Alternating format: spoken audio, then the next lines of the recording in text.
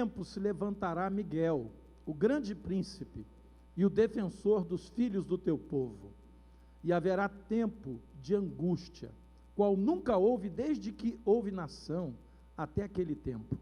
Mas naquele tempo será salvo o teu povo, todo aquele que for achado inscrito no livro.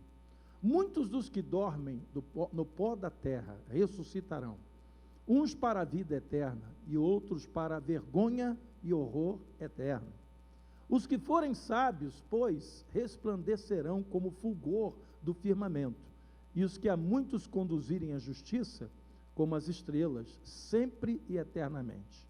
Tu, porém, Daniel, encerra as palavras e sela o livro, até o tempo do fim.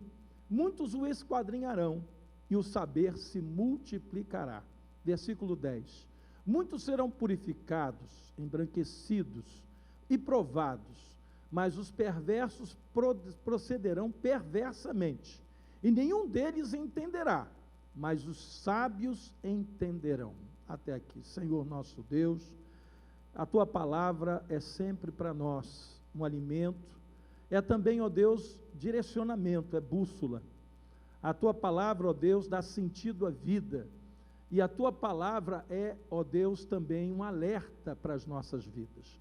Que nessa noite o Teu Espírito Santo possa realizar tudo isso e muito mais, através da ministração da Tua palavra, e todo o povo de Deus diga amém e amém. Você pode tomar o seu lugar, amado.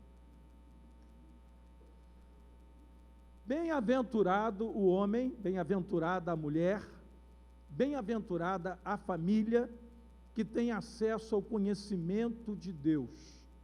Porque no tempo que a gente está vivendo hoje, conhecer a palavra de Deus faz toda a diferença. Não conhecer a palavra de Deus no meio da tribulação é a mesma coisa que a certeza de que nós vamos falhar e de que nós não vamos suportar esses dias que a Bíblia está dizendo aqui, a palavra de Deus está dizendo, dias de angústia, qual nunca houve desde que há nação, desde que há mundo, nunca houveram dias assim.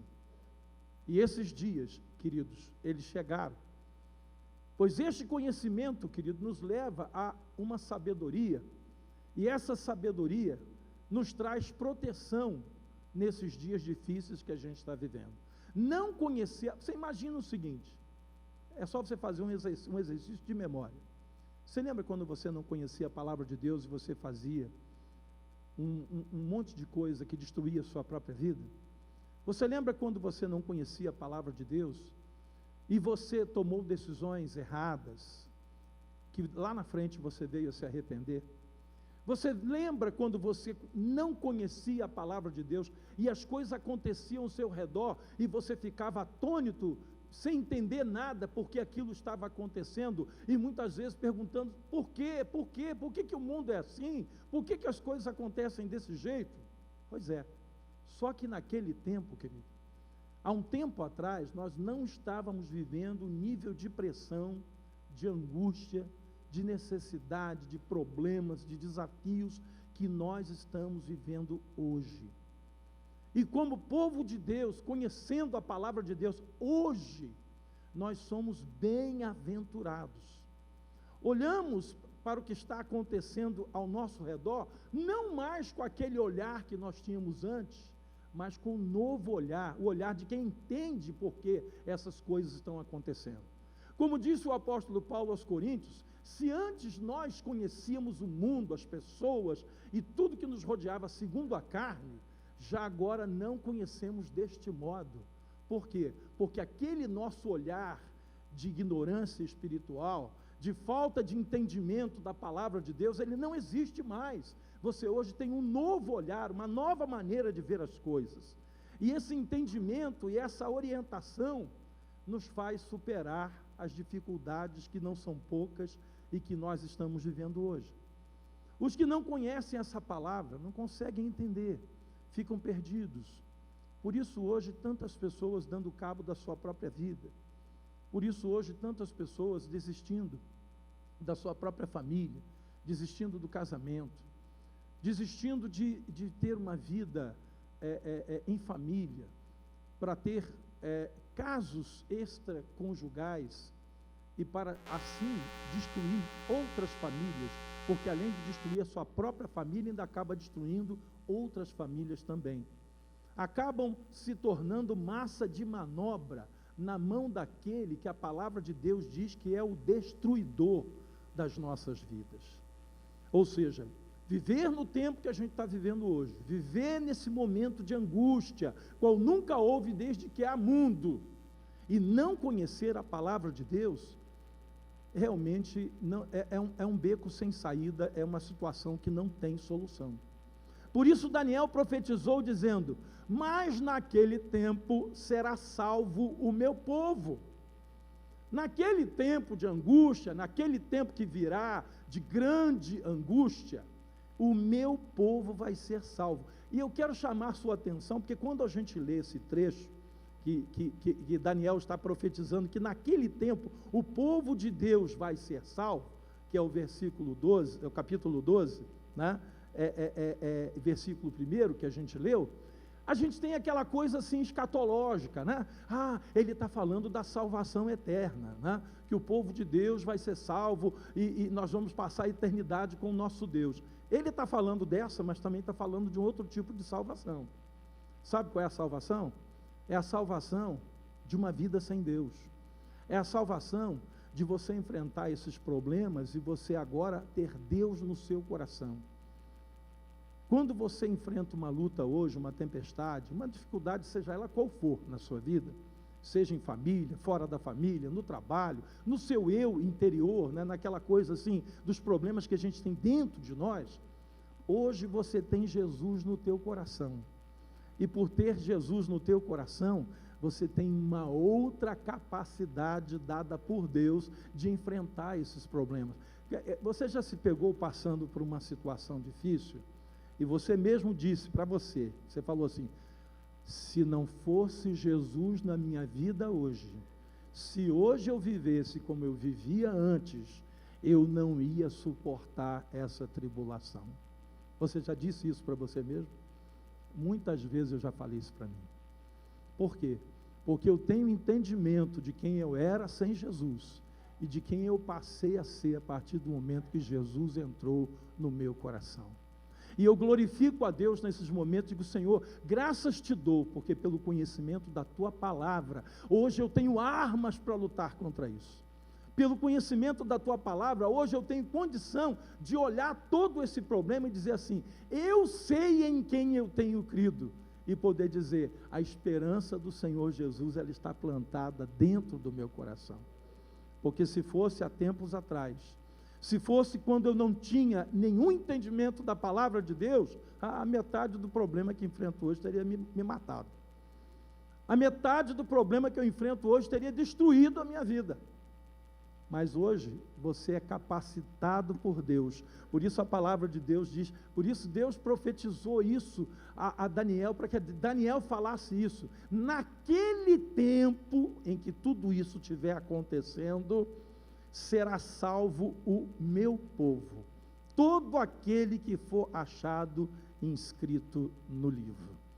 Os que forem sábios, né, vão entender as coisas que a maioria das pessoas não entendem porque estão acontecendo. E por isso, a palavra de Deus diz lá em João 8,32, que foi até o lema de campanha, né, do nosso presidente: e conhecereis a verdade, e a verdade vos libertará. De quantas coisas o Senhor tem nos libertado? Você conhece a palavra de Deus e você diz: meu Deus, como eu era prisioneiro do pecado e eu não percebia isso. Como eu era prisioneiro de coisas que me escravizavam e eu nem percebia que isso estava acontecendo comigo. E hoje, conhecendo a palavra de Deus, você se lembra que Deus te libertou da escravidão da idolatria, Deus te libertou da escravidão da feitiçaria, Deus te libertou da escravidão da mentira, porque você fazia da mentira um estilo de vida. Deus te libertou da escravidão, da valorização, né, das coisas materiais, ou seja, de colocar as coisas materiais em primeiro lugar. Deus me libertou da ansiedade, Deus me libertou da tristeza, Deus me libertou de um coração oprimido. E aí você começa a fazer uma lista e parece que essa lista é interminável. Você sabe por quê, igreja? Porque nesse tempo que a gente vive hoje, rodeado por tanto problema e por angústias que a Bíblia diz que qual nunca houve antes, nesse tempo, a palavra de Deus que nós conhecemos tem nos libertado. Contar com a proteção da palavra de Deus na nossa mente hoje é imprescindível. Porque aqui na mente estão as fortalezas do bem ou do mal. Quando você tem fortalezas do bem, ou seja, da palavra de Deus na sua mente, isso protege você, protege o teu coração. Mas quando as fortalezas que estão aqui são malignas, são de pessoas que ainda não conhecem a palavra de Deus, essa própria malignidade instalada na nossa mente, ela destrói a nossa vida, a nossa família, o nosso casamento, os nossos sonhos, os nossos negócios. Por quê? Porque ainda não submetemos a nossa mente à vontade de Deus, à palavra de Deus. Por isso o apóstolo Paulo falou em termos a mente de Cristo, uma mente diferente, para entender esse tempo e vencer as adversidades. Os que forem sábios, pois, resplandecerão como fulgor no firmamento. Versículo 3, de Daniel 12. Os que forem sábios, pois, resplandecerão como fulgor no firmamento.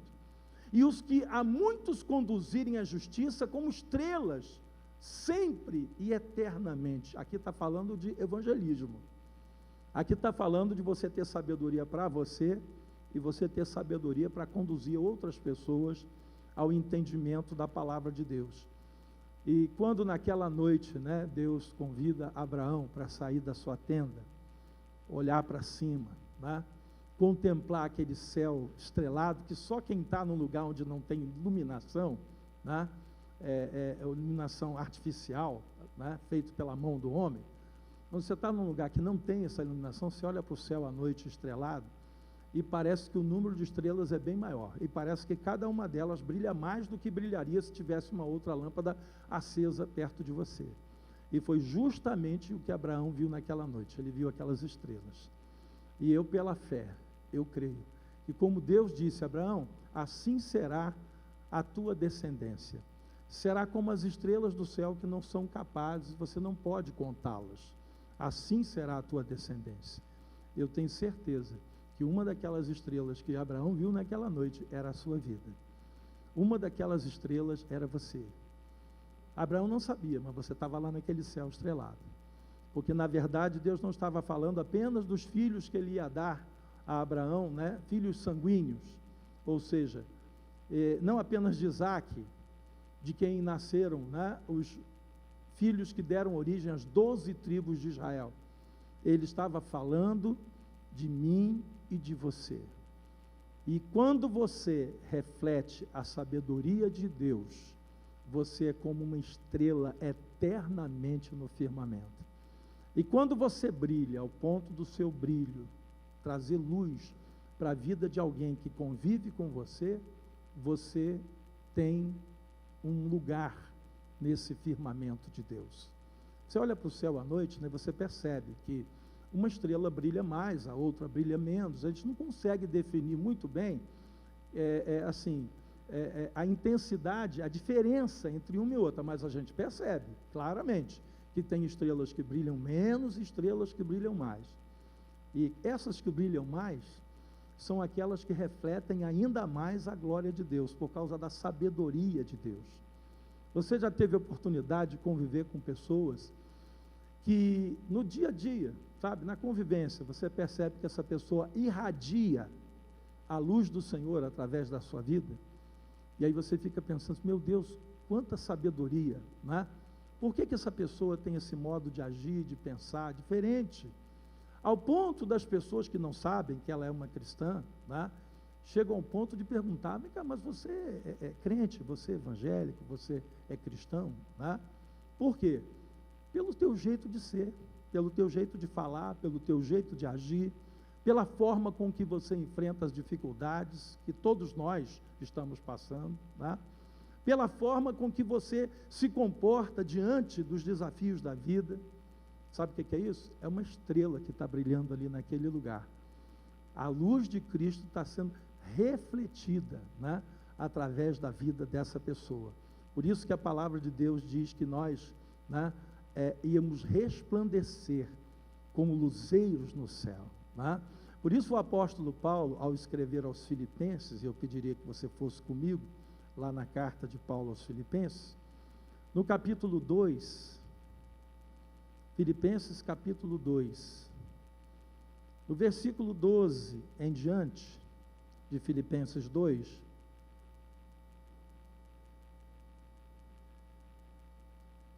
Filipenses 2, versículo 12, diz assim: assim, pois, amados meus, como sempre obedecestes, não só na minha presença, porém muito mais agora, na minha ausência, desenvolvei a vossa salvação com temor e tremor. Tá? Tem gente que acha que salvação é um envelope pronto, né? É um pacote pronto. Não é. Salvação é uma coisa que a gente recebe, tá? E que à medida que a gente vai conhecendo mais de Deus, a gente vai crescendo em Cristo, tá? Esse brilho de Jesus vai aumentando na sua vida e você vai resplandecendo cada vez mais. E diz aí, com temor e tremor, né?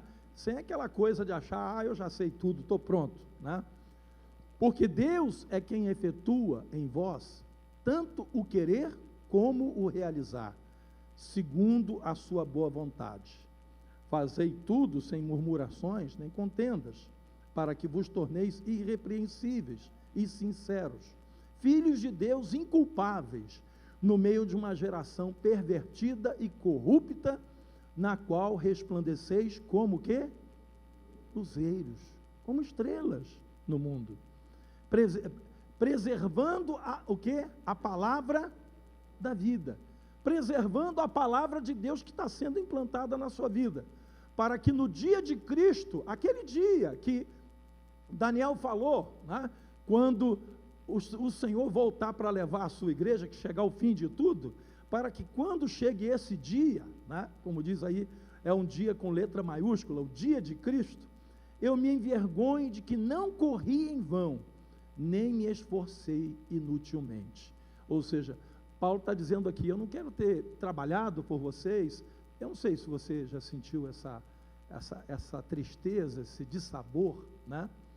Quando você vê uma pessoa que começou a caminhar com Jesus e durante um bom tempo o Senhor operou no coração dessa pessoa e começou a ver uma mudança, um quebrantamento, uma transformação de vida, e de repente essa pessoa se afasta de Deus e tudo fica como antes.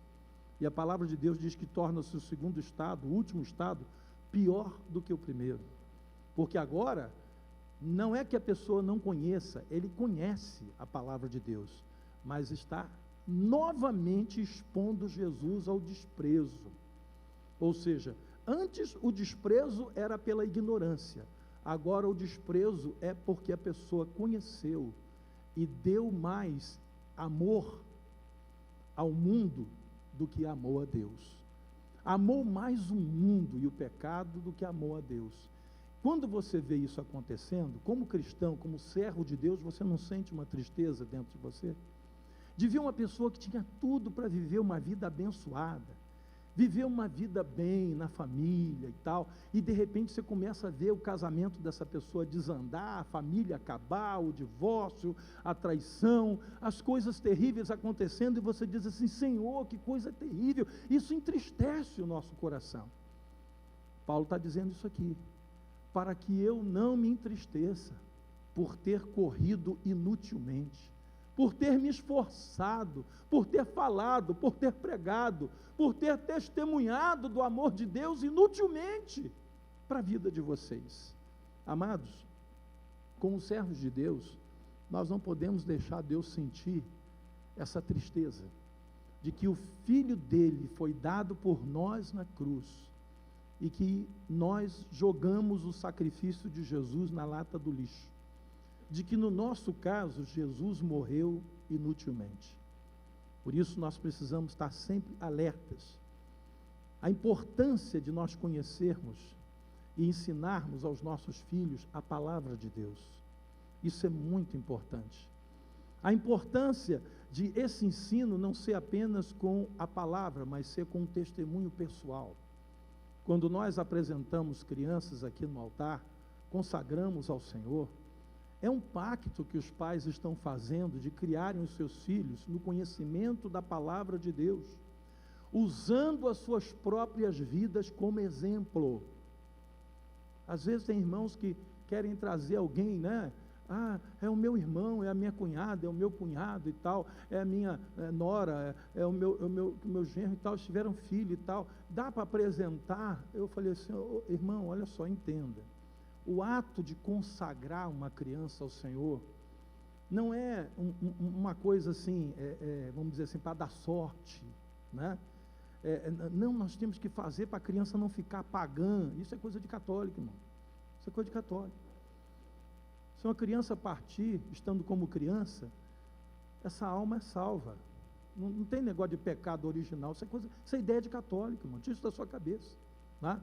O que vale realmente nesse dia é quando os pais têm condições de fazer uma aliança e dizer, eu vou criar o meu filho, a minha filha, debaixo de uma aliança que consiste na minha vida, no meu testemunho. Agora você imagina eu aqui orando, dizendo, Deus, que essa criança cresça de acordo com o testemunho dos seus pais, sabendo que eles não são cristãos e que não têm condição de dar testemunho.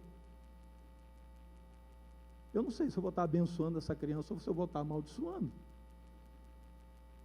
Nós precisamos entender, irmãos, que a palavra de Deus, ela precisa frutificar na nossa vida ao ponto de frutificar na vida dos nossos filhos. Por isso a importância de nós termos uma igreja local forte, uma igreja que faça diferença na vida das famílias. Eu não concordo, irmãos, eu não me submeto, eu não me acomodo numa questão de deixar a igreja se transformar num ambiente meramente social. Isso não existe. A igreja precisa ser um ambiente de edificação das famílias, precisa ser. Precisa ser uma igreja que, aonde ela chega, no bairro em que ela está plantada, ali ao redor daquelas famílias, daquela comunidade, a igreja precisa ser relevante, ela precisa fazer diferença. Vidas têm que ser salvas, é uma luz que está brilhando naquele lugar, não pode alguém passar por ali e não perceber que é uma luz brilhando ali. Mas eu percebo que, muitas vezes a igreja local deixa de ser essa referência, porque as pessoas que compõem aquela igreja estão esquecendo de que elas precisam ser como luzeiros que resplandecem na vida daquela comunidade local. Por isso a importância de nós participarmos de uma igreja, né, que tenha também um ensino acadêmico. Por que há um tempo atrás, o I9 está fazendo esse ano 10 anos?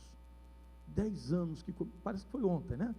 10 anos que nós iniciamos o I9. Por que quando começarmos o I9, tanto eu como a Raquel e as irmãs que abraçaram essa causa, que são educadoras, né, que estão conosco nessa caminhada, professores, funcionários, todo mundo, por que a gente começou essa causa? Porque nós entendemos que o conhecimento da palavra de Deus, ele inclui a capacidade de orientar as crianças também com o ensino secular. Tem gente que acha que não, uma coisa não tem nada a ver com a outra. Amado, existe uma ideia errada de que a palavra de Deus se confronta com a ciência, de que a palavra de Deus tenta derrubar a ciência como a ciência tenta derrubar a palavra de Deus. Eu quero dizer para você que isso é uma ideia errada. Sabe por quê? Porque os céus proclamam a glória de Deus. E quando alguém é um verdadeiro cientista, os maiores cientistas que nós já tivemos, foram homens que glorificavam a Deus. As maiores universidades que existe hoje no mundo, todas elas começaram com o apoio de uma igreja local. Todas elas, as grandes universidades, elas foram firmadas e fundamentadas na palavra de Deus. Qual é a universidade mais famosa que a gente cita aqui no Brasil? Até brinca, né, quando alguém é especialista, foi formado lá. Harvard. Tá? Você sabe por que tem esse nome? Harvard. Pastor John Harvard. Isso. O fundador da universidade é um pastor. Essa universidade foi fundada com base numa igreja. Ela ganhou apenas 47 prêmios Nobel até hoje. A Universidade Harvard. Todo mundo conhece no mundo. Será que alguém conhece a Universidade de Cambridge, na Inglaterra? Também é fundada por uma igreja. Tem 89 prêmios Nobel. Você está entendendo como a gente tem uma ideia errada no Brasil de que uma coisa não se mistura com a outra? A Universidade de Oxford, também na Inglaterra, também fundada com base numa igreja. Essa universidade ganhou nada mais, nada menos que 48 prêmios Nobel. Eu estou falando das maiores universidades do mundo, tá? Essa lista aqui é as maiores do mundo. Eu estou falando de Stanford, nos Estados Unidos, 27 prêmios Nobel, também com base numa igreja. A Universidade de Yale, nos Estados Unidos, 49 prêmios Nobel, também começou com uma igreja. A Universidade de Columbia, 82 prêmios Nobel, Estados Unidos. A Universidade de Berkeley, nos Estados Unidos, a maior universidade de música do mundo. Os melhores músicos do mundo são formados lá, Berkeley, nos Estados Unidos, 51 prêmios Nobel. Todas essas universidades começaram com uma igreja. E nós ficamos, às vezes, tentando separar as coisas. Irmãos, a igreja e o ensino da palavra de Deus se mistura com o conhecimento. E tudo isso, o universo inteiro, glorifica o nome do Senhor nosso Deus. Por isso nós, como igreja, precisamos entender que essa igreja está implantada aqui para ser uma luz nesse bairro e brilhar muito forte com o testemunho de cada um de nós. Não apenas do pastor, dos pastores, dos líderes de ministério, dos diáconos, não, o testemunho de cada crente dessa igreja. As nossas famílias precisam caminhar com base na palavra de Deus, principalmente nos dias que nós estamos vivendo. Nos dias em que os problemas emocionais estão à flor da pele.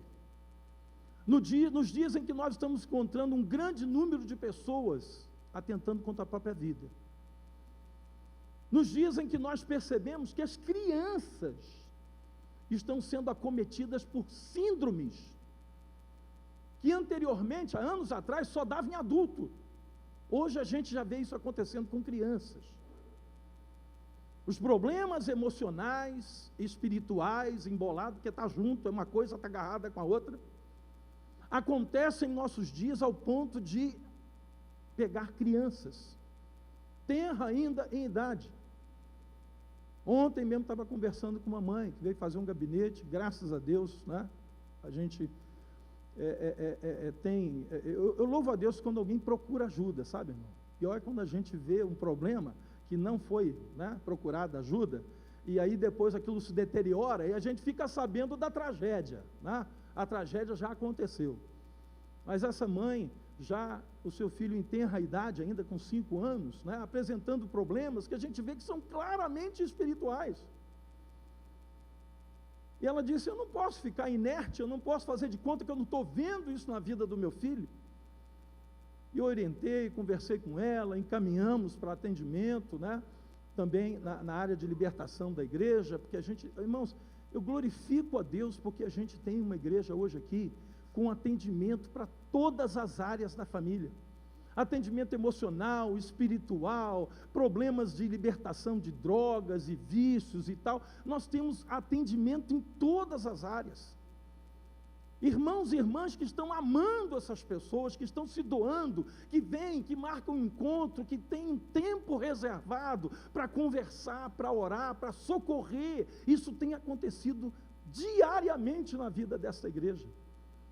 Mas eu fico triste quando vejo pessoas que, diante de uma diversidade, né, de dons, e de uma igreja que pode socorrer em várias áreas, a pessoa não busca ajuda. Ela deixa o problema ir acontecendo, se avolumando, até o ponto de destruir vidas. São dias difíceis, irmãos? São dias difíceis. O tempo que a gente está vivendo é um tempo conturbado? Sim, é um tempo conturbado. Como disse o apóstolo Paulo, né? São lutas por fora e temores por dentro. Você ouve umas notícias durante o dia, né? Que chega pela internet ou na televisão, enfim, várias. Hoje a notícia chega de todo lado, né? E às vezes você vê aquela notícia e aquilo bate dentro de você e você diz assim: meu Deus, que coisa terrível. Por que o mundo está assim? Como que o mundo está desse jeito? Mas ao mesmo tempo que você ouve a notícia, você olha para a palavra de Deus e percebe que a palavra de Deus está se cumprindo. E percebe que Deus tem cuidado da sua vida e dos seus. Você lembra do cuidado de Deus, porque através da palavra de Deus o Senhor nos abre a mente, o coração, e bem-aventurado é aquele que tem essa condição. Aí no texto que a gente leu de Daniel, no capítulo 12, só que no versículo 12, que a gente não leu, Daniel 12, verso 12, diz assim: bem-aventurado o que espera, e chega até 1335 dias. Por quê? Porque Daniel está dizendo aqui que haverá um tempo de espera, um tempo de luta, um tempo de angústia, um tempo de sofrimento, que vai durar um período. Mas ele está dizendo aqui: bem-aventurados aqueles que vão esperar até 1335 dias. Isso aqui é um número, irmão, simbólico. 1335 dias, né, é um tempo considerável, né, levando-se em consideração que um ano tem 365 dias. Não é um ano, nem 2, nem 3. Chega a 4 anos esse tempo que está aqui. Eu percebo hoje, irmãos, que no mundo que a gente vive, a gente está sendo treinado para não esperar mais nada. Se você vai num lugar e encontra uma fila com 2 pessoas na sua frente, você já fica angustiado. E será que isso vai demorar? E será que vão me atender logo? Porque eu estou com pressa, eu tenho que fazer isso, eu tenho que fazer aquilo. Há 20 anos atrás, a gente chegava num banco, encontrava uma fila grande e a gente não ficava tão angustiado assim. Mas hoje, quando a gente vê uma fila, já fica logo angustiado. E você sabe o que está acontecendo no coração de muitos cristãos? Deus tem que agir, e tem que agir rápido, porque se Deus não agir rápido, o crente não suporta, ele não espera. Senhor, se tu não me ouvires e não me deres uma direção e não resolver o meu problema, eu vou dar o meu jeito. E é o que tem acontecido. Deus demora muito a enviar, né, um amado, uma amada aí para o jovem, para a moça, para o rapaz, vai namorar a pessoa errada. Você está aguardando um negócio que não fecha, e já tem um tempo, e você tem orado, e Deus está te respondendo com a palavra espere, né? E aí Satanás vai e faz uma oferta, coloca uma bandeja na sua frente, ó, tem isso aqui, ó. Aí o crente fala assim: quer saber? É de Deus. É de Deus como, irmão? Bem-aventurados aqueles que vão esperar.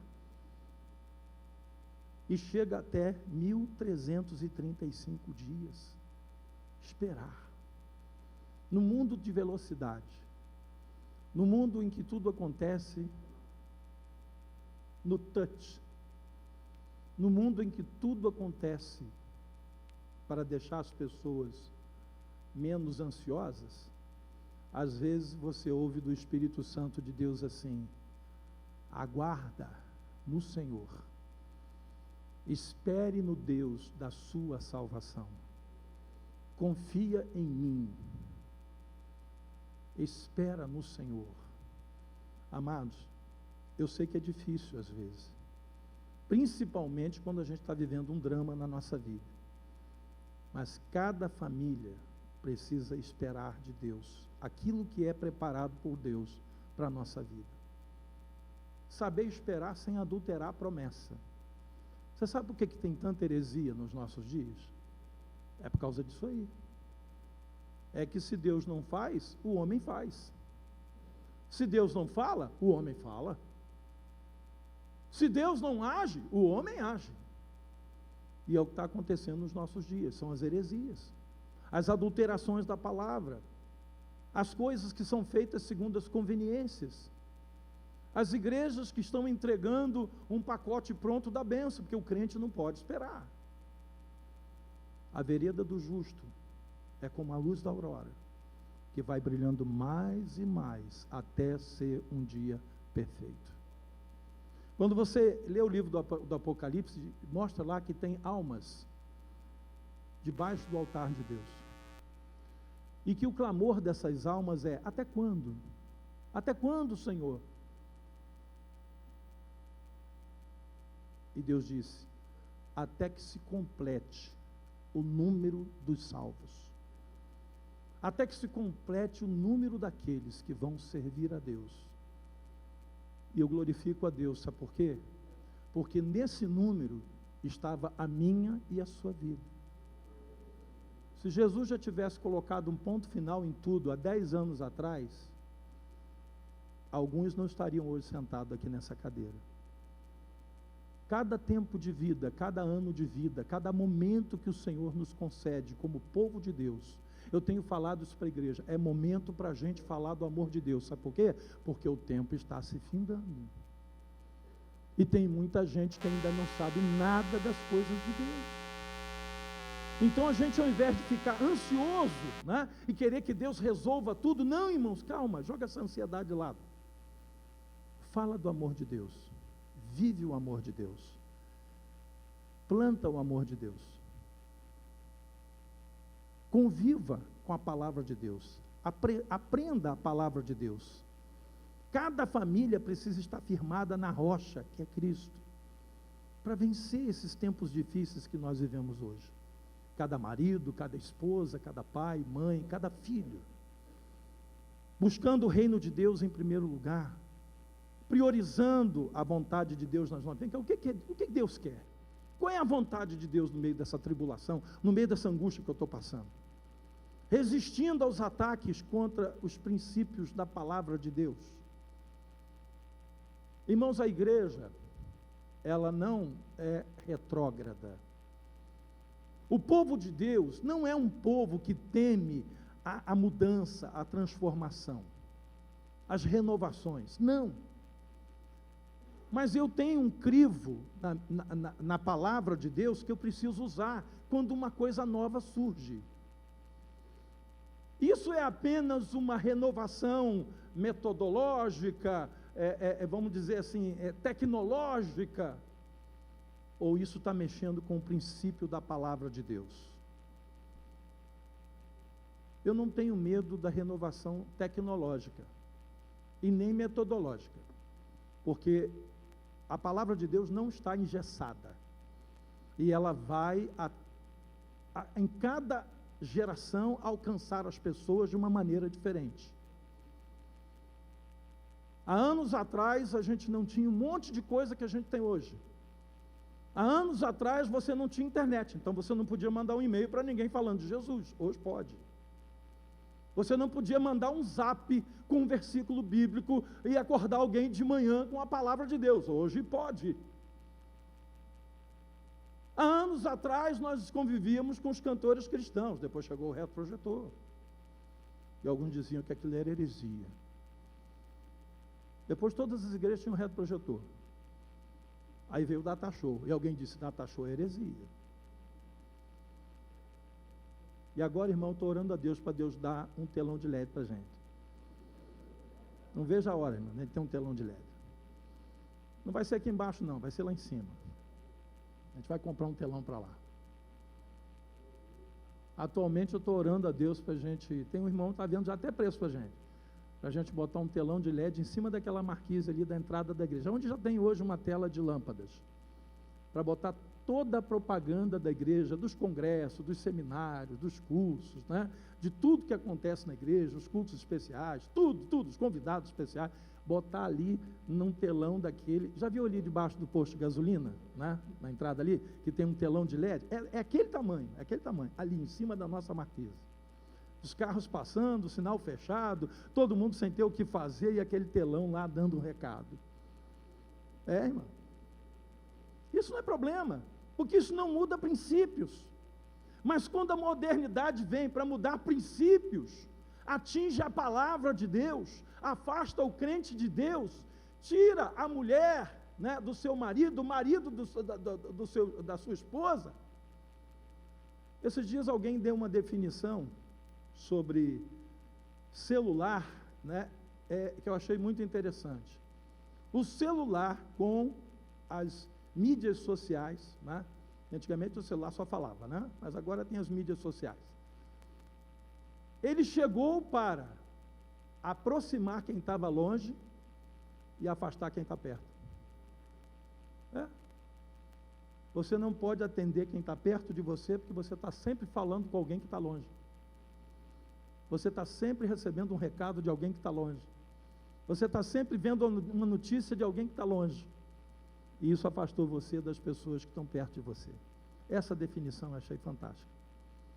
Então a gente tem que tomar cuidado, para que isso não venha a ser a razão do afastamento entre os casais, entre os pais e os filhos, e produza destruição na família, uma coisa que pode produzir bênção. Pode. Como eu falei aqui, você pode mandar uma mensagem, você pode mandar um hino, né, para alguém. Eu fico com pena dos cantores, irmãos. E os cantores vinham na igreja para cantar e vendiam os seus CDs. Não estão nem trazendo mais, irmão, porque não vende. A música que você vai comprar no CD dele está na internet, de graça. É só baixar. O pior é que o pessoal não baixa só música evangélica, né? Às vezes baixa uns negócios que não devia baixar, né? Baixa até uns caboclos, né, que não devia baixar, né?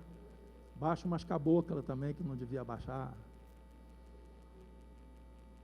Esse aqui é o problema, irmãos. O problema não é o renovo, o problema não é o novo, o problema não é a tecnologia, o problema são os princípios que estão sendo trocados, mexidos. Mas hoje, se você está aqui para o culto da família, eu queria que nós orássemos para que nesse tempo do fim, dito por Daniel, e que se cumpre hoje nos nossos dias, que nós fôssemos uma igreja que resplandecêssemos como estrelas no céu, no firmamento. Que você fosse um crente, que a sua família fosse salva. Mas serão salvos aqueles que permanecerem no Senhor, cujo nome estiver escrito no livro da vida. Que o teu nome esteja escrito lá. Que a tua família esteja lá, nesse livro. E que nós possamos passar esses dias, não para perder a batalha, mas viver esses dias para vencer. Como disse o apóstolo Paulo, somos mais do que vencedores, por meio daquele que nos amou e também nos uniu. Esse é o nosso lema esse ano. Amados, eu queria orar com você nessa noite. Sabe por quê? Porque a gente está recebendo tiro de tudo quanto é lado. Tem marido desanimado aqui, tem esposa que está pensando em jogar a toalha, tem filho que já não tem comunhão nenhuma mais com os pais, lares que estão se dissolvendo. Mas nesses dias, o Senhor quer salvar o seu povo. Eu vou salvar o meu povo. Que você esteja no meio desse povo. Amém? Vamos ficar de pé.